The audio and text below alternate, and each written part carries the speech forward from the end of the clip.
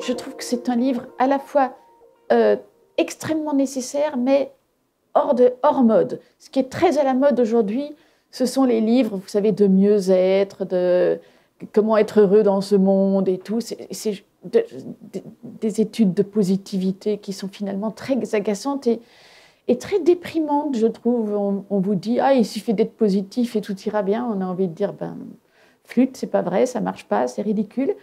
Prem Rawat, il apporte autre chose. Ce qu'il apporte comme secret de sagesse pour trouver la paix, c'est quand même autre chose. Ce n'est pas bêtement de la pensée positive. C'est vraiment l'accueil de l'autre. C'est vraiment voir l'autre comme un autre soi-même.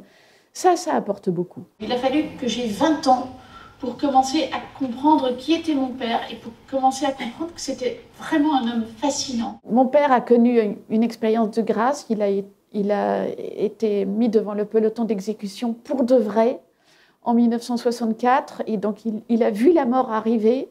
Et pour de vrai, à la dernière seconde, il a été gracié. Et il a vécu ça comme une espèce de formidable appel de vie. Il aurait pu le vivre très mal. Il aurait pu, je ne sais pas, moi, devenir fou, dépressif, suicidaire, mais pas du tout.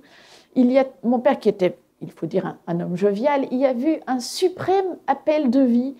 Et là aussi, je trouve une résonance avec le livre de Prem Rawat, qui lui est devenu un homme suprêmement vivant, un homme de dialogue et un homme de lumière. C'est beaucoup mieux que tous les feel-good books, parce que c'est une vraie expérience.